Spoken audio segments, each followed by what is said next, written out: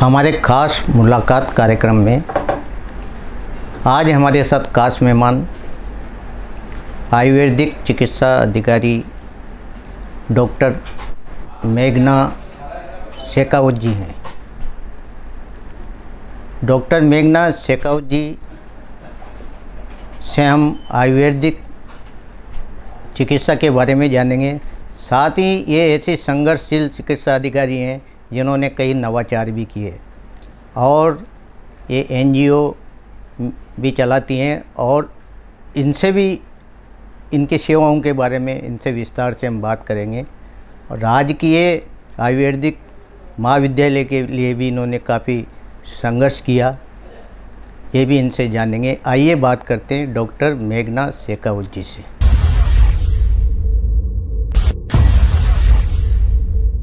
Doctor मेघना जी, आपका हमारे स्टूडियो में बहुत बहुत स्वागत है। बहुत बहुत धन्यवाद, मुझे आपने ये मौका दिया कि मैं आज यहाँ पे आ सकूँ। जी बहुत बहुत धन्यवाद। डॉक्टर मेघना जी, सबसे पहले तो हमारे दर्शकों को आप अपने जीवन परिचय के बारे में बताएं।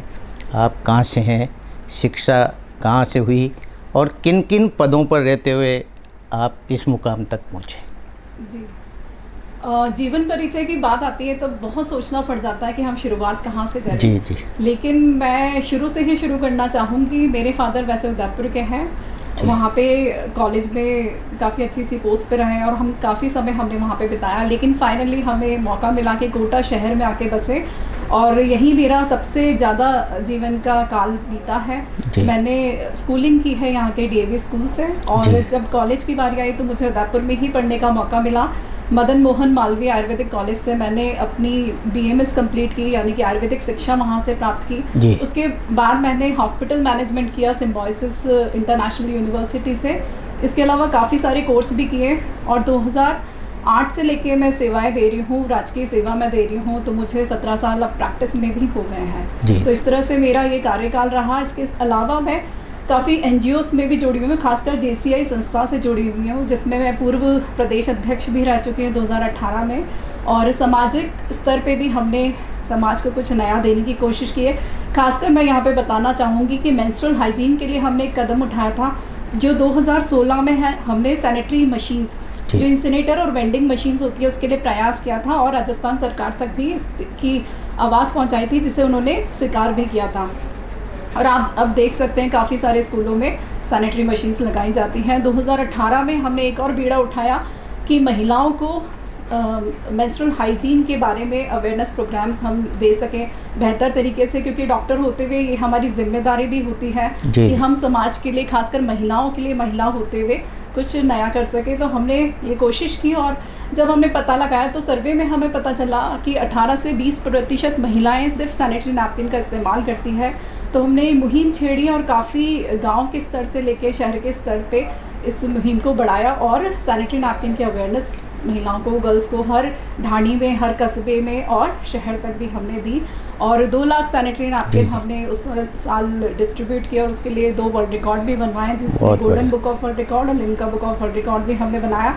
और यहीं ये सफ़र रुका नहीं, हमने इस आवाज़ को फिर सरकार तक पहुंचाया और हमारी जेसीआई एनजीओ के अंदर नेशनल लेवल पे भी पहुंचाया। और 28 मई जो इंटरनेशनल मेंस्ट्रुअल हाइजीन डे के नाम से जाना जाता है, वहाँ पे इसे रेगुलेट भी कराया, जो आने ही वाला है। और 28 मई को हम पूरे साल हर स्तर पर पूरे नेशनली इसे सेलिब्रेट भी करते हैं। तो ये एक छोटी सी जर्नी है और ये जर्नी यहीं तक नहीं है, आगे भी हम काम करेंगे। डॉक्टर मेघना जी, जो आपने वास्तव में जो कार्य किया समाज के लिए, जो आज की बच्चियां इन्फेक्शन से ग्रस्त हो जाती थी, उनके लिए आपने ये जो सुविधाएं दी, ये बहुत काबिल तारीफ़ है। डॉक्टर मेघना जी, आपने आयुर्वेदिक महाविद्यालय के लिए भी काफ़ी संघर्ष किया कोटा के लिए, क्योंकि कोरोना के बाद आयुर्वेदिक की एक मांग बढ़ी, लोगों में एक सजगता आई। तो उस समय क्या प्रयास आपके रहे? जी बिल्कुल, कोरोना के समय की मैं विशेष बात करना चाहूँगी। आपने जब विषय छेड़ा ही है तो हमने उस समय एलएन के बच्चों को और काफ़ी सारे कोचिंग संस्थानों के बच्चों की स्क्रीनिंग भी की और उसके अलावा एक मुहिम हमने चलाई थी उस समय राजस्थान सरकार की तरफ से, आयुर्वेद कॉलेज की तरफ से ही आई थी, जिसके अंदर गिलोय घनबटी का हमें डिस्ट्रीब्यूशन करना था और 2000 लोगों को हमने गिलोय घनबटी उस समय बांटी थी। जब उसके रिजल्ट्स देखे तो काफ़ी सारे लोग ऐसे थे जिनको कोरोना ने छुआ भी नहीं, और उन्होंने हमारा नाम ही रख दिया था काफ़ी लोगों ने कि आपकी वाली टैबलेट ही चाहिए हमें, और उसके बहुत अच्छे रिजल्ट थे। साथ ही हम देश के स्तर पे या ग्लोबली भी देखें तो आयुर्वेद ने कोरोना के समय में बहुत ही अच्छे काम किए थे। उसी समय ज़्यादा जागरूकता लोगों में फैलने की, औषधियाँ इतना अच्छा काम भी कर सकती हैं। और क्योंकि ये काशी भी कहा जाता है कोटा को शिक्षा की काशी, जब छोटी काशी है, तो हमने कहा सिर्फ एक ही चीज़ यहाँ पे अधूरी लगती है कि आयुर्वेद के लिए इसके लिए कुछ बड़ा नहीं है। जब हमने अपने अधिकारियों से और हमारे जो नेता थे हमारे पॉलिटिकल लेवल पे भी हमने बात की, तो वहाँ पे शुरू में हम लेकर गए थे एक हर्बल गार्डन बनवाने के लिए कि यहाँ पे एक हर्बल गार्डन होना चाहिए, वे कोटा स्तर पे भी नहीं है। लेकिन सिर्फ हर्बल गार्डन बनाने से कुछ ही लोगों तक जागरूकता फैलती, और अभी भी काफ़ी सारे बच्चे ऐसे थे हमारे आसपास के जिन्हें दूर शहर में जाकर पढ़ना पड़ता था आयुर्वेद के लिए। जो कोटा को शिक्षा की नगरी कहा जाता है, तो क्यों नहीं यहाँ पे भी महाविद्यालय कॉलेज होना चाहिए। तब हमने प्रयास किए और आगे अपनी फाइल्स पहुँचाई। और यहाँ पे मैं मीडिया का भी विशेष धन्यवाद कहना चाहूँगी कि जब हमने ये पॉइंट उठाया था तो मीडिया में भी बहुत अच्छे से इसे पब्लिश किया गया, इसलिए हमारी आवाज़ ज़्यादा अच्छे से पहुँच पाई। और सरकार का भी मैं यहाँ पे धन्यवाद करना चाहूँगी कि उन्हीं की वजह से आज हम महाविद्यालय को मूर्त रूप पे देख पा रहे हैं, जो कुछ ही समय में पूरा होने वाला है उसका कार्य। डॉक्टर मेघना जी, आयुर्वेदिक महाविद्यालय के साथ इसमें योग और प्राकृतिक चिकित्सा भी जोड़ी गई है, तो इससे क्या लाभ मिलेगा आने वाले समय में? जी, पहले तो मैं बताना चाहूँगी आयुर्वेद से अलग नहीं है योग और नेचुरोपैथी, प्राकृतिक चिकित्सा इसी का पार्ट है। लेकिन अब इसे अलग जगह देने के लिए इसलिए ज़रूरी हो गया क्योंकि लोग इसे भी एक अलग पहचान से देख पाए हैं। योग, जैसे हम कहते हैं हर घर में योग होना चाहिए, हमारे दिन की शुरुआत ही योग से होनी चाहिए। आज हम आयुर्वेद की बात करते तो उसमें दिनचर्या एक बहुत बड़ा विषय है, और दिनचर्या यानी हमारे दिन की शुरुआत कैसे होनी चाहिए। तो सबसे पहले योगाभ्यास और प्राणायाम से ही हम इसकी शुरुआत करते हैं। अगर ये आप नियमित करने लगेंगे तो अपने जीवन में बहुत सारे लाइफस्टाइल डिसऑर्डर यानी जीवन शैली से होने वाली बीमारियों से बच सकते हैं, अपने आप को सुरक्षित रख सकते हैं। और मैं तो यही कहूँगी हर देशवासी से, हमें कोटावासी को, कि अगर आप अपने आप को ही नियमित कर लेंगे तो ज़्यादा चक्कर आपको अस्पताल के काटने नहीं पड़ेंगे। तो इसलिए योग की महत्ता यहाँ पे बहुत ही। और नेचुरोपैथी मैं बताना चाहूँगी हमारे आसपास की चीज़ों से ही आप नेचुरली अपने आप को कैसे सही कर सकते हैं। इसमें जल भी होती है, हमारी वायु भी होती है, हमारी पृथ्वी भी होती है। जैसे अलग अलग समय पे, पुराने समय की अगर मैं बात करूँ तो लोग ज़मीन पे भी सोया करते थे। पानी इतना फिल्टर्ड वाटर नहीं हुआ करता था। गर्म पानी भी अगर पी लेते हैं तो आयुर्वेद में कहा गया है उष्णोदक, यानी कि गर्म पानी को भी आप आधा उबाल के छान के भी पिएंगे तो ये भी एक औषधि का काम करता है। तो ये नेचुरल चीज़ों से भी आप अपने आप को सुरक्षित कर सकते हैं। और अगर हम अपने आसपास की औषधियों को देखें तो कहा गया है कि नाना औषधि भूतम, जितने भी हर्ब्स हैं, जितने भी प्लांट्स हैं, उन सभी में औषधि, ऐसा कोई भी प्लांट नहीं है, ऐसा कोई भी पौधा नहीं है जिसके अंदर औषधि गुण नहीं है। तो ये सब प्रकृति हमारे आसपास ही, और ये हमारी जो प्रकृति है वो इंटरनल और एक्सटर्नल एक जैसी ही होती है। कहा भी गया है कि यथा ब्रह्मांडे तथा पिंडे, जैसा ब्रह्मांड है वैसे ही हम भी पंचभौतिक है और हमारा ब्रह्मांड भी पंचभौतिक है। तो जैसे बाहर आप देख सकते हैं तूफान आते हैं, आंधी आती है, वैसे हमारे शरीर में भी हलचल होती है। तो उनको भी किस तरह से बैलेंस किया जा सकता है, वो नेचुरोपैथी योग से हम कर सकते हैं। डॉक्टर मेघना जी, आपने चिकित्सा अधिकारी रहते हुए हर्बल गार्डन जैसे पलाइथा में लगाया, तो ये कैसे आपके मन में एक उपज थी, क्योंकि आयुर्वेदिक चिकित्सा को आप आगे बढ़ाना चाहती थी, तो कहाँ आपने इस तरह के नवाचार किए? ये 2011 की बात है। 2011 में मैं पलाइथा पीएचसी पे, प्राइमरी हेल्थ सेंटर पे पोस्टेड थी, जब सरकार ने एक नवाचार सरकार का भी था कि एक ही छत के नीचे सारी सेवाएं होनी चाहिए। तो मैं भी एलोपैथिक के साथ हमारा आयुर्वेदिक विंग भी था, और काफ़ी समय तक मैं वहाँ पे चिकित्सा अधिकारी प्रभारी भी रही हूँ, 4 साल तक रही। तब एक दिमाग में आया कि सिर्फ दवाइयों से ही क्यों ठीक किया जाए लोगों को। जब हम बात करते हैं कि आसपास हमारे प्राकृतिक में पौधे ऐसे हैं जिनसे आप नेचुरली ठीक हो सकते हैं, जब तक लोगों को तुलसी के बारे में पता है, लोगों को गिलोय के बारे में पता है, या कुछ छोटी औषधियों के बारे में पता है, लेकिन ऐसी बहुत बहुत सारी सैकड़ों औषधियाँ हैं जिनके बारे में अगर जानकारी होगी तो वैसे ही स्वस्थ हो जाएंगे। तो बस यही एक सोच रखते हुए हमने वहाँ पे 150 पौधों का एक हर्बल गार्डन लगाया था, जो काफ़ी सराहा गया और काफ़ी लोगों ने उसको कोशिश भी की अपने स्तर पर लगाने की। हर पीएससी में भी हमने देखा और ये काफ़ी अप्रिशिएट किया गया। तो मुझे लगता है आप जहाँ पे हैं सिर्फ अपना काम करके मत आइए, कुछ न कुछ एक नवाचार शुरू कीजिए, भले वो छोटा और छोटी मुहिम ही एक बहुत बड़ा रूप कब ले लेती है पता भी नहीं चलता, लेकिन आपका थॉट, आपकी सोच अच्छी होनी चाहिए तो वो एक अच्छा रूप भी समाज को दे सकती है। जी डॉक्टर मेघना जी, अपने हाड़ौती का क्षेत्र एक वनौषधि के रूप में माना जाता है, तो कौन सा क्षेत्र अपना जहाँ से आयुर्वेद औषधियाँ मिल सकती है? औषधियाँ बहुत सारी हैं यहाँ पे। अगर आप बूंदी की तरफ जाएंगे तो पहाड़ियों पे देखेंगे हरी औषधियाँ कुछ रहती, खासकर बारिश के टाइम पे, तो वहाँ पे वासा बहुत रहता है। इवन उसके आगे भी चलेंगे सवाई माधोपुर तक भी वासा बहुत पर्याप्त मात्रा में रहता है। वासा एक ऐसी औषधि होती है जो आपकी खांसी, जुकाम, दमा जैसे रोगों में, श्वास में बहुत अच्छी होती है। साथ ही रक्त पित्त यानी कि जिसको शरीर से बिना किसी भी वजह से खून जा रहा है तो वहाँ पे भी वासा बहुत अच्छा काम करती है। तो वासा एक ऐसी औषधि है जो सब जगह पर्याप्त मात्रा में है। इसके अलावा आप दरा की तरफ देखेंगे तो वहाँ पे भी बहुत सारी वन औषधि है। और मैं तो ये भी कहूँगी आपके मंच से कि कभी ऐसा बने तो टूर बनाइए, क्योंकि हमारे हाड़ौती में वाकई में ऐसी कारगर औषधियाँ हैं जो लोगों को बहुत ज़्यादा फ़ायदा देंगी। जी जी। अश्वगंधा भी यहाँ पे रहते हैं। अर्जुन के पौधे, आप सिर्फ अर्जुन का नाम काफ़ी लोगों ने सुना होगा, लेकिन आपके आसपास ही हैं जितने भी रोड साइड बड़े ट्रीज हैं जिनकी छाल सफ़ेद होती है और पतली पत्तियाँ होती हैं, तो वो अर्जुन की निशानी होती है। और अर्जुन के बहुत सारे पेड़ यहाँ पे लगे हुए हैं और नाली के किनारे यहाँ पे अक्सर अपने आप ही उग जाते हैं अश्वगंधा। अच्छा अच्छा अच्छा। डॉक्टर मेघना जी, 2014 के बाद आयुर्वेद के प्रति रुझान लोगों का बड़ा, सरकार का भी इसमें अथाह प्रयास रहा, तो उसके बाद आयुर्वेद में क्या नवाचार किए गए?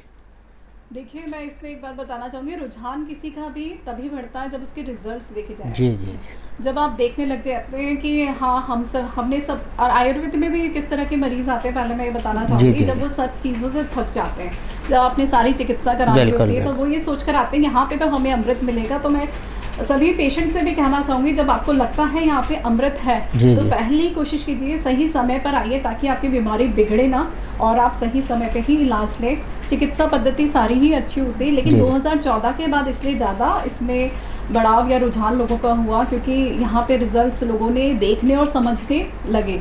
आज उन्होंने देखा, अपने घर में ही कुछ चेंजेस लाए होंगे। मान लो किसी ने गिलोय का काढ़ा ही पीना शुरू किया तो उनकी इम्यूनिटी लेवल में काफ़ी डिफरेंस आया होगा। जैसे कई लोग ऐसे होते हैं जिनको मौसम बदलते खांसी जुकाम हो जाते हैं, उसमें भी उन्होंने अगर परिवर्तन देखा होगा तो वो छोटी छोटी चीज़ें भी इफेक्ट करती है। और सरकार का भी इसलिए ध्यान गया क्योंकि हमारी चिकित्सा पद्धति है हज़ारों सालों से, आज से 5000 साल पहले जो शाश्वत चिकित्सा पद्धति है उसे दुनिया को पता लगना चाहिए, पता होना चाहिए कि कितने अच्छे कमाल, कितने अच्छे चमत्कार ये दिखा सकती है। जी, ये त्रिगुणी जो आपकी किताबें हैं, है ना, तो उसमें आयुर्वेदिक विद्या लिखी हुई है, तो किस आधार पे है?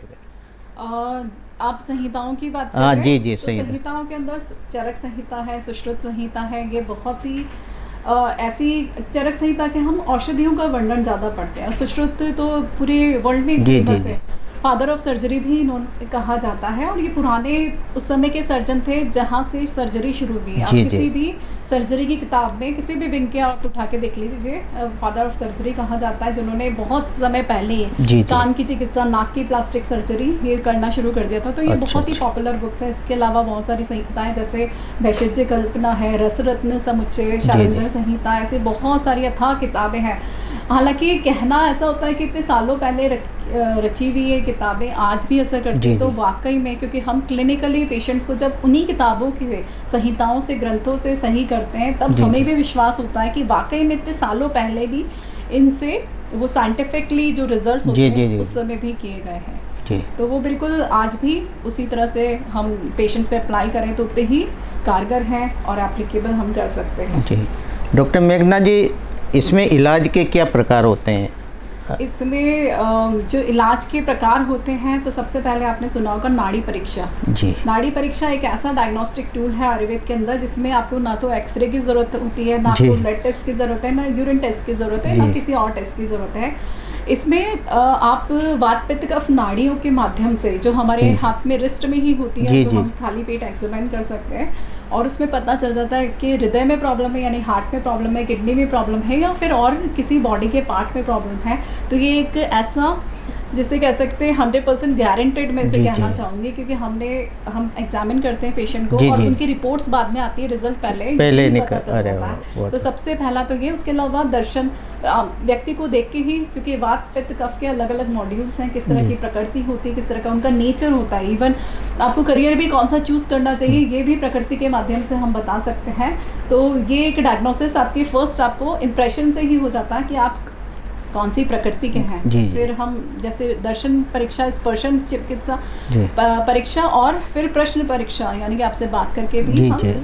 पता लगा लेते हैं, और फिर जैसी आपकी हिस्ट्री रहती है उसके अकॉर्डिंग। तो ये बहुत इजी भी है और जी। मतलब हम इसे बहुत इजीली एप्लीकेबल भी कर सकते जी, हैं।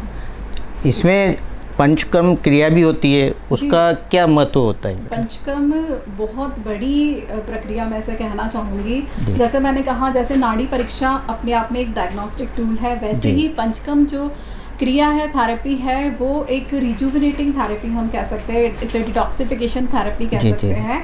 यानी कि हमारे शरीर में बढ़े हुए दोष, यानी कि वात पित्त कफ जिनकी हम बात जी, करते जी, हैं, जी। जो तीनों स्तंभ पे ही आयुर्वेद बना हुआ है, उनको अगर बैलेंस स्टेट में है तब तक हम स्वस्थ हैं। लेकिन जैसे ही वो इम्बैलेंस हुए, इम्बैलेंस कैसे हो सकते हैं, हमारी लाइफस्टाइल कैसी है, हम सबसे ज़्यादा इफेक्ट जो हमारे बॉडी में किसी भी बीमारी का कारण बनता है वो हमारी लाइफस्टाइल होती है। जी। तो जैसे ही जीवन शैली बदलेगी, वैसे ही हमारे वात पित्त कफ भी इम्बैलेंस हो जाएंगे, और जैसे ही एग्रेवेटेड स्टेज में होते हैं, अलग अलग बीमारियाँ होती हैं, किसी को बिल्कुल। चर्म रोग होते हैं, किसी को अलग अलग ऑर्गन्स की बीमारी होती है, तो उनके लिए पंचकर्म चिकित्सा बहुत ही महत्वपूर्ण होती है। पंचकर्म जैसे नाम से ही हम जान सकते हैं, बिल्कुल। जैसे 5 कर्म किए जाते हैं, प्री प्रोसीजर्स भी होते हैं इसके जी। अंदर, जिसमें हम स्नेहन स्वेदन करते जी। हैं, और इसमें जो मेन 5 कर्म होते हैं वो होता है वमन, यानी कि हम ओरल रूट से, माउथ के द्वारा कुछ डायग्नोस्टिक करके जी, कि जी। किस तरह की बीमारी है। तो जो कफ की बीमारी होती है हम उसमें वमन कराते हैं और उल्टी करवा के इसे जी, जी। ठीक किया जाता है। विरेचन के अंदर हम कुछ औषधियाँ देते हैं, जो पित्त, खासकर जो चर्म रोग जी, के जी। पेशेंट होते हैं, जिनको ब्लड की प्रॉब्लम्स होती हैं, उसमें विरेचन कराया जाता है, और अधोभाग से यानी उनको डायरिया करा के इसमें डिटॉक्स किया जाता है। इसके अलावा बस्ती बहुत बड़ी चिकित्सा, इसे अर्ध चिकित्सा भी कहा जाता है, यानी कि जी। बहुत सारे रोगों को तो ये अकेले ही ठीक कर सकती है। तो इसमें ऑयल की, काढ़े की, अलग अलग औषधियों की बस्ती हम देते हैं, यानी इसे आयुर्वेदिक एनिमा भी आप कह सकते हैं। बिल्कुल। जो जितने भी वात रोग यानी जॉइंट डिसऑर्डर्स भी वो हो सकते हैं, आपके सांस की प्रॉब्लम भी हो सकती है, जी। जितने भी वात रोगों में है बेस्ट होती है बस्ती चिकित्सा, जिसमें एनिमा दिया जाता है। इसके प्री ऑपरेटिव प्रोसीजर्स भी होते हैं, जिसमें जी, जी। स्नेहन स्वेदन हम कराते हैं। इसके अलावा होता है नस्य होता है हमारे ENT प्रॉब्लम्स के लिए, जी, यानी जी। कि जो हमारे ऊर्ध्व जत्रुगत में जो ऑर्गन्स होते हैं उनके जी, जी। आँख नाक कान के लिए नस्य कराया जाता है। यहाँ पे जो भी प्रॉब्लम होती है उसमें नाक के थ्रू हम ड्रॉप्स कुछ डालते हैं, या फिर कुछ ऐसी औषधियाँ डालते हैं जिससे आपके अंदर की हीलिंग हो। राइनाइटिस में, साइनोसाइटिस में बहुत अच्छा काम करती है। और 5वां जो होता है वो होता है रक्तमोक्षण, यानी कि ब्लड हम बॉडी से निकालते हैं, या तो सिरावेद से, जी, उसे वीन पंचर करके हम निकालते अच्छा, हैं, या फिर लीच थेरेपी, इसमें आपने सुनी होगी, जॉक के द्वारा, जहाँ पे भी हाँ, है हाँ। पेशेंट को, या फिर चर्म रोग है पुराने से पुराना, तो वहाँ पे हम रक्तमोक्षण करते हैं। तो इस तरह के ये 5 महत्वपूर्ण कम होते हैं। इनमें भी बहुत सारे उपकम होते हैं, जैसे शिरोधारा है जो आजकल बहुत पॉपुलर है, बिल्कुल। जो मानसिक रोगों में बहुत अच्छा काम करती है, सिर के दर्द में बहुत अच्छा काम करती है। शिरोपिच्चू हम कराते हैं, षष्टिशाली पिंड स्वेद कराते हैं, पोटली स्वेद कराते हैं। तो ये बहुत सारी, इसमें आप मान के चलिए 50 से अधिक इसमें थेरेपीज, छोटी थेरेपीज भी इसके अंदर होती जी। हैं। डॉक्टर मेघना जी, आयुर्वेदिक जो दवा होती है उसमें परहेज के लिए आप पेशेंट को कहते हैं, इसमें क्या परहेज? देखिए, मैं तो ये कहूँगी कि परहेज से बचना नहीं चाहिए और डरना भी नहीं जी। चाहिए। परहेज इसलिए कहा जाता है कि ये आपकी बॉडी को नुकसान करेगा। आप कोई भी दवा ले रहे हैं, सिर्फ लेके उसको ख़त्म कर दें चीज़ को। मान लीजिए आपको सिर दर्द है, आपने कोई जी। दवा ली और सिर दर्द टेम्परेरीली ठीक हो गया, लेकिन वो सिर दर्द फिर वापस 15 दिन में हो रहा है, फिर आपने दवा ले ली। इस तरह से आप करते गए और आपके बॉडी के अंदर टॉक्सिन्स इकट्ठा हो गए। आपने कोशिश नहीं की है जानने की किस वजह से आपको सिर दर्द हुआ। जब आप किसी भी आयुर्वेदिक चिकित्सक के पास आते हैं तो वो पहले कारण जानने की कोशिश करता है किस वजह से ये बीमारी आपको हुई है। तो वो कारणों को हटाने के लिए आपके, जैसे मैंने बताया, वात पित्त कफ बॉडी अलग अलग टाइप होती है, तो कौन सी चीज़ आपको सूट नहीं कर रही है, तो उसको हम बंद करवाते हैं या कम करवाते हैं। और अगर आप वो परहेज़ नहीं करेंगे तो पूरी तरह से दवा इफेक्टिव भी नहीं होगी, और कुछ पाने के लिए कुछ खोना तो पड़ता है। अगर आप स्वस्थ रहना चाहते हैं तो कुछ चीज़ों का नियमन आपको करना ही पड़ेगा। जी डॉक्टर मेघना जी, आपका काफ़ी अनुभव है। असाध्य जो बीमारियां हैं उन पर भी आयुर्वेदिक दवा काम करती है, या इस तरह के एक्सपेरिमेंट चल रहे हैं, जैसे थायराइड है, गठिया रोग है, इसमें क्या इलाज है आयुर्वेद? इसमें बहुत अच्छा इलाज है। जैसे हमने अभी बात की थी पंचकर्म चिकित्सा की, तो ये बहुत अच्छा काम करती है। हमारे आयुर्वेद का जो चिकित्सा प्रोटोकॉल होता है यानी कि लाइन ऑफ ट्रीटमेंट होता है, वो होता है निदान परिवर्जन से, यानी कि जिन कारणों की वजह से बीमारी हुई है सबसे पहले तो उन कारणों को ठीक करिए। अगर आपने उन कारणों को ठीक कर लिया 50% तो आप वहीं ठीक हो जाते हैं। दूसरी होती है हमारी शमन चिकित्सा, यानी कि हमारी मेडिकेशन या फिर आपकी जितना भी हम औषधियाँ देते हैं वो शमन चिकित्सा के अंदर आती है, जो आपकी प्रकृति एनालिसिस के बाद, आपके डिजीज़ के लेवल को देखने के बाद, उसकी सिवियरिटी को देखने के बाद हम शमन चिकित्सा करते हैं, जिसमें भरपूर औषधियाँ आयुर्वेद के अंदर है। उसके बाद होती है हमारी शोधन चिकित्सा। अगर यहाँ पे भी 2 स्टेजेस पे अगर हम सही नहीं हो पा रहे हैं तो तीसरी चिकित्सा हमारे पास शोधन चिकित्सा, जिसे प्यूरिफिकेशन थेरेपी हम पंचकर्मा भी कहते हैं, उस पर हम आते हैं। और इन तीनों को अलग अलग तरीके से हम करते हुए बहुत अच्छे रिजल्ट्स पेशेंट के ऊपर पाते हैं। और आप जैसे बात कर रहे हैं असाध्य रोगों की, तो मैंने ऐसे भी क्रिटिकल पेशेंट्स देखे हैं जिनको पैरालिसिस है, जो ऑपरेटेड भी है लेकिन सालों से सही नहीं हो पाया, लेकिन वो पेशेंट को भी मैंने खड़े होते हुए अच्छी स्वस्थ अवस्था में देखा है। तो क्रिटिकल पेशेंट्स की भी बात करें तो आपको चिंता करने की जरूरत नहीं, आप सही तरह से इलाज लेंगे तो आप ज़रूर स्वस्थ होंगे। डॉक्टर मेघना जी, राज्य सरकार और भारत सरकार ने सब फेतियों को एक ही छत के नीचे इकट्ठा किया, तो उससे कितना बल मिला आयुर्वेद को? बहुत ज़्यादा। इसको हम ऐसे दे सकते हैं कि अगर मान लो हमें किसी शहर में रिश्तेदारों से मिलने जाना है, लेकिन एक ही जगह पे रिश्तेदार मिल जाते हैं, तो हमें किससे कितनी बात करनी है वो तो हमारे लिए ईजी हो जाता है। तो ये जो स्टेप लिया है सरकार ने बहुत ही अच्छा है। आपने एक ही छत के नीचे सारी सुविधाएं दे दी, तो जिनको भी जौन सी पैथी में जाना है, स्पेशली जब इतना अवेयरनेस बढ़ रहा है, तो कई बार लोगों को पूछना पड़ता है कि आयुर्वेदिक औषधालय कहाँ है या फिर नेचुरोपैथी सेंटर कहाँ है, वो भी लोगों को नहीं पता होते। तो कम से कम जानकारी उनको होगी। वहाँ पे आईसी मटेरियल्स भी बहुत सारे होते हैं, और वहाँ पे एक बार वो इलाज लेंगे तो डेफिनेटली उनमें काफ़ी फ़र्क होगा और वो आगे भी लोगों को बताएंगे। तो ये एक बहुत अच्छा स्टेप है और इससे काफ़ी बढ़ाव मिलेगा ट्रेडिशनल मेडिसिन को, ट्रेडिशनल थेरेपीज़ को और चिकित्सा को। डॉक्टर मेघना जी, कोरोना के बाद सभी जानते हैं कि आयुर्वेद की तरफ लोगों का रुझान बढ़ा है। आप ग्रामीण क्षेत्रों में भी रही हो, और अब जो आउटडोर किस तरह देखती हो आप? पहले जैसे एक आयुर्वेदिक चिकित्सालय गाँव में होता, एक छोटा सा होता था, लोग ध्यान नहीं देते थे, लेकिन अब कैसा आपको इन 4-5 वर्षों में कैसा? 4-5 वर्षों में ये हुआ है कि मेडिसिन की क्वालिटी बहुत इम्प्रूव हो गई है और ज़्यादा अच्छी मात्रा में मेडिसिन पेशेंट के लिए हमारे पास उपलब्ध होने लगी है। पहले से पाउडर्स भी होते थे, लेकिन आजकल टैबलेट फॉर्म में भी कुछ मेडिसिन आती हैं, और मेडिसिन लेवल पे, फार्मेसी लेवल पे अगर डेवलपमेंट होता है, क्योंकि पेशेंट को मैंने देखा है कि उसको ये मतलब नहीं, उसको सही होना, मेडिसिन उसके लिए अगर ईजी होगी लेना तो वो आसानी से मेडिसिन ले लेता। और आजकल जिस तरह की औषधियाँ आ रही है वो काफ़ी कारगर है। और आपने अभी सुना होगा आयुष्मान आरोग्य मंदिर, जिसे पहले HWC कहा जाता था, यानी कि wellness, health and wellness centre कहा जाता था, वो मुहिम अब सरकार ने शुरू की है। पिछले 2 सालों से आयुष्मान आरोग्य मंदिर बनाए गए हैं, जो हर ढाणी में, गांव में वेलनेस सेंटर जिसे हम कह सकते हैं वो बनाए गए हैं, और उनका रूपांतरण भी हो रहा है। वहाँ पे अच्छी सुविधाएं भी आपको दी जा रही है, सारे लैब टेस्ट भी वहाँ पे होंगे। इसके अलावा प्रकृति परीक्षण के लिए भी वहाँ पे सुविधाएं अब उपलब्ध होंगी और अच्छी क्वालिटी की मेडिसिन मिलेगी। तो ये एक जो प्रयास है सरकार का, तो वो बहुत अच्छा है हेल्थ एंड वेलनेस सेंटर के फॉर्म में। जी, आजकल जो दवाइयों निःशुल्क दवाई वितरण का मामला है, इसमें आयुर्वेद की तरफ से दवाएं भरपूर हैं सभी चिकित्सालयों में, क्या मानते? जी, इसमें 50 के करीब हमारे पास दवाएं उपलब्ध होती हैं, जो डायबिटीज़ के लिए भी होती है, जिसमें बीपी की दवा भी होती है, हमारी आम बात यानी कि जोड़ों के दर्द की दवा भी होती है, सांस की दवा भी होती है। जो मेन बीमारियां होती है, एक रूरल एरिया यानी कि गांव के स्तर से लेके शहर के स्तर पे अच्छी से अच्छी दवाइयाँ उपलब्ध हैं और पेशेंट को हम देते हैं। जी डॉक्टर मेघना जी, इम्यूनिटी बढ़ाने के लिए आम इंसान को क्या करना चाहिए, किस तरह उसको अपनी देखभाल करना चाहिए? इम्यूनिटी बढ़ाने के लिए पहले तो मैं कहना चाहूँगी आयुर्वेद सिर्फ ग्रंथों में नहीं है या सिर्फ हमारे पास नहीं है, आपके घर में भी है, आपके किचन में भी अवेलेबल है। किचन से ही शुरुआत करते हैं। तो हम इतने सालों से पीते हुए आए हैं हल्दी वाला दूध, लेकिन इसमें थोड़ा सा वेरिएशन मैं बताना चाहूँगी। जो हल्दी वाला दूध पीते हैं इसमें खासकर आपको प्रकृति का तो ध्यान रखना है, क्योंकि पित्त प्रकृति वाले इसे डेली लेते हैं और शुद्ध हल्दी लेते हैं तो वो गर्म बहुत होती है, उनकी एसिडिटी अल्सर बनाती है। लेकिन कफज प्रकृति के, वात प्रकृति के लोग लेते हैं तो उनके लिए काफ़ी अच्छी होती है।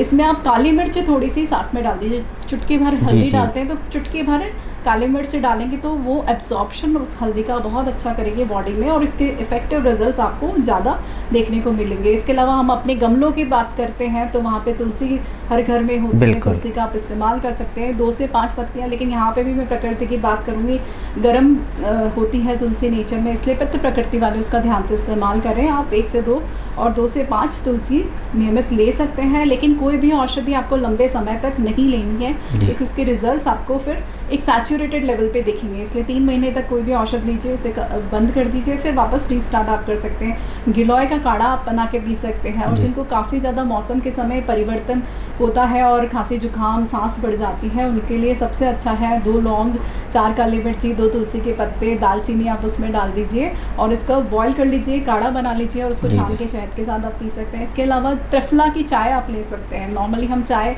के शौकीन होते हैं जितने भी देशवासी हैं, तो आप चाय में थोड़ा सा मॉड्यूलेशन कर सकें। त्रिफला की चाय ले लीजिए, 1 गिलास पानी के अंदर 1/4 चम्मच त्रिफला का पाउडर डाल लीजिए। जब वो 1/4 रह जाए उसे छानकर शहद डाल के एक बार रूटीन में शामिल कर लीजिए। यहाँ पे भी ध्यान रखने की बात ये है, जिनको भी पित्त प्रकृति वाले लोग हैं उसका थोड़ा संभल के इस्तेमाल करें। ये बहुत सारी चीज़ों में कारगर है, जैसे ओबेसिटी में, प्रमेह के पेशेंट्स हैं उनमें ये बहुत अच्छी रिजल्ट देती है। साथ ही त्रिफला हमारी जितने भी विजन प्रॉब्लम्स हैं वहाँ पे भी अच्छा काम करती है। हमारे हेयर प्रॉब्लम्स में, स्किन केयर में भी बहुत अच्छे रिजल्ट्स इसके देखे जाते हैं। आंवले का सेवन आप कर सकते हैं, आंवले को साल भर के लिए स्टोर भी कर सकते हैं। इसका सोरस यानी कि जूस निकाल कर भी रख सकते हैं, कैंडी फॉर्म में ले सकते हैं, आंवले फॉर्म में रख सकते हैं। तो ये कुछ छोटी छोटी मेडिसिन हैं। और जो हमारी स्पाइसेस होती हैं, यानी कि जो हम गर्म मसाले उपयोग करते हैं, उनके भी अलग अलग महत्व होते हैं। लौंग का अलग महत्व है, जिनको भी कफ की प्रॉब्लम रहती है वो लौंग का पानी बना के रख सकते हैं और उसको इन्फ्यूज़ वाटर का आप डेली मना में ले सकते हैं। अभी गर्मी का मौसम है तो यहाँ पे मैं बताना चाहूँगी प्रकृति की बहुत बड़ी देन है कुष्मांड, जिसे सफ़ेद पेठा भी कहा जाता है। हम सफ़ेद पेठे की मिठाई खाते हैं, लेकिन अगर आप उसका सरस लेंगे तो जितने भी पित्त प्रकृति वाले या गर्मी से होने वाले आपको जो प्रॉब्लम है, सनस्ट्रोक है या फिर आपकी लो एनर्जी लेवल है, इसमें बहुत अच्छा काम करेगा। तो सिर्फ आप छोटा सा पेठे को काटिए, मिक्सी में चला दीजिए और उसका सरस डायरेक्टली ले सकते हैं। चाहे तो आप उसमें पुदीना और नींबू भी ऐड कर सकते हैं। तो ये बहुत ही बेनिफिशियल रहता है सफ़ेद पेठा और बहुत इजीली अवेलेबल है मार्केट में। जी डॉक्टर मेघना जी, आयुर्वेद में अग्नि का बहुत बड़ा महत्व है। इसके बिना जीवन संभव नहीं है, समझें कैसे? जी अग्नि अच्छा, अग्नि की बात हम कर रहे थे, यानी कि हमारी डाइजेस्टिव फायर, उसे जठराग्नि भी कहा जाता है। ये बहुत ज़रूरी है क्योंकि ये अग्नि हमारी बाकी 7 धातु अग्नि पे भी काम करती है। अगर हमारी जठराग्नि स्ट्रॉन्ग है तो हम किसी भी चीज़ को पचाने की शक्ति रख सकते हैं, यानी कि और ये जो अग्नि होती है पित्त प्रकृति के लोगों में ज़्यादा रहती है। यहाँ पे थोड़ा सा मेंशन मैं अपनी प्रकृति के बारे में भी करना चाहूँगी। जो वात प्रकृति, पित्त प्रकृति, कफ प्रकृति के लोग हैं, तो वात प्रकृति के लोगों को देखेंगे आप, अगर 3 लोग खड़े तो जो सबसे दुबला पतला व्यक्ति है वो वात प्रकृति का होता है, जो वजन भी बढ़ाना चाहता है लेकिन कुछ किलो तक ही उसका बढ़ता है। जो पित्त प्रकृति का व्यक्ति होता है वो बैलेंस स्टेट में होता है, जो ना ज़्यादा उनका वजन बढ़ता है ना ज़्यादा कम होता है। और जो कफ प्रकृति के लोग होते हैं उनमें ज़्यादा वेट गेन या फिर इस तरह की प्रॉब्लम्स रहती हैं। तो यहाँ पे अग्नि का ये महत्व है कि जो पित्त प्रकृति वाले हैं उनकी डाइजेस्टिव फायर बहुत स्ट्रॉन्ग रहती है, यानी कि वो किसी भी चीज़ को पचाने की क्षमता रखते हैं। वहाँ कफ प्रकृति की अगर बात करें हम, तो ये मंद अग्नि वाले लोग होते हैं, यानी कि स्लो डाइजेशन, स्लो मेटाबॉलिज्म उनका होता है। और जो वात प्रकृति वाले होते हैं उनकी अनसर्टेन अग्नि रहती है, कभी खाना ज़्यादा भी खा लेते हैं, कभी कम भी खा लेते हैं। तो इस तरह से प्रकृति के हिसाब से भी अग्नि होती है। अब हम यहाँ पे देखें, कई लोग कहते हैं कि बहुत ज़्यादा पानी पीना चाहिए। कि आपको टॉक्सिन्स बॉडी से बाहर निकालता है पानी, इसलिए पानी का सेवन ज़्यादा करें। लेकिन कई लोग ओवर ड्रिंकिंग करने लग जाते हैं और ओवर ड्रिंकिंग की वजह से हमारी जो डाइजेस्टिव फायर हुए उसको बहुत ही नुकसान पहुंचता है और अलग अलग बीमारियां हमें हो सकती है। इसमें भी खाने के समय आपको पानी किस तरह से लेना है इसका भी बहुत बड़ा महत्व है। जो कफ प्रकृति के वाले हैं वो कई बार पानी इसलिए पीते हैं ताकि उनको भूख कम लगे, अग्नि थोड़ी शांत हो जाए। जिस तरह से हवन में अग्नि जल रही है और आपने उसमें पानी डाल दिया, वैसे ही हमारी अग्नि मंद हो जाएगी। तो हमें ये ध्यान रखना है कि खाने के बाद ही आधे घंटे के बाद या 1 घंटे के बाद पानी पीना है, ताकि वो जो प्रज्वलित अग्नि हमारे खाने को पचा सके अच्छी तरह से और अजीर्ण ना हो या फिर इंडाइजेस्टेड फूड ना बने, जिसे हम नॉर्मली आयुर्वेद की भाषा में आम कहते हैं, और वो बहुत बड़ा टॉक्सिन का काम करता है। तो अग्नि को अपना काम करने दीजिए, और बार बार जो हमारी खाने की हैबिट होती है वो भी अग्नि को डिस्टर्ब करती है। तो इसलिए अग्नि का ध्यान रखते हुए, अग्नि के बल का ध्यान रखते हुए हमें अपना खाने का सेवन करना है और पानी को भी उचित मात्रा में पीना है। पानी भी हमें अपने बॉडी वेट के हिसाब से, यानी कि पर केजी हम 1 लीटर या फिर इस तरह, अगर आपका 80 किलो वजन है तो हम उसमें 5 लीटर तक मैक्सिमम यहाँ पे पानी पी सकते हैं। तो इस तरह से हमें अपनी बॉडी प्रोफाइल के हिसाब से ही आगे आहार का ध्यान रखना है। डॉक्टर मेघना जी, आयुर्वेद आहार में स्वाद का भी बहुत महत्व है तो कौन से स्वाद लेना चाहिए एक इंसान को? जी। स्वाद की मैं बात करूँ तो यहाँ पे 6 रस बताए गए हैं आयुर्वेद में, मधुर, अम्ल, लवण, कटु, तिक्त, कषाय, जो मेनली होते हैं, और ये भी प्रकृति के हिसाब से बने होते हैं। जो वात प्रकृति वाले होते हैं वो मधुर, अम्ल, लवण खा सकते हैं, यानी जितनी मीठी चीज़ें वो खा सकते हैं, खट्टी चीज़ें खा सकते हैं, नमकीन चीज़ें वो खा सकते हैं। वहीं कफ प्रकृति वाले कटु, तिक्त, कषाय, क्योंकि ऑलरेडी वेट गेन होता है बॉडी में, मेद बनने की क्षमता होती है, गेन की क्षमता होती है, श्लेष्मा अधिक होती है बॉडी में, तो इसलिए तिक्त चीज़ों का यहाँ पे सेवन, जैसे करेला हो गया, पटोल हो गया, नीम की पत्तियां हम चबाने के लिए कहते हैं, तो ये इस कफ प्रकृति वाले को बताया जाता है। और साथ ही अगर हम पित्त प्रकृति वाले को बताएं तो वो मधुर चीज़ें, मीठी चीज़ें तो खा सकते हैं, लेकिन तिक्त, कषाय, एस्ट्रिंजेंट, पंजेंट चीज़ें जो होती हैं जैसे आंवला हो गया, उन चीज़ों का वो सेवन कर सकते हैं। टेस्ट के हिसाब से तो हम सभी खाना खाते हैं, लेकिन मैं यहाँ पे बोलूँगी कि प्रकृति के हिसाब से भी आप खाना खाइए, तो आपके स्वाद को बनाते हुए वो आपको सुरक्षित और स्वस्थ भी रखेगी। तो आजकल बहुत सारे आप यूट्यूब चैनल्स में भी देखते होंगे, बहुत सारी ऐसी चीज़ें हैं, कॉम्बिनेशन से हम अलग अलग चीज़ें बना के जो खाना टेस्टी भी बने और आहार में बढ़िया भी हो, न्यूट्रिशन में बढ़िया हो, ऐसा खाना हमें खाना चाहिए। जी डॉक्टर मेघना जी, आखिरी प्रश्न और मैं आपसे करूँगा।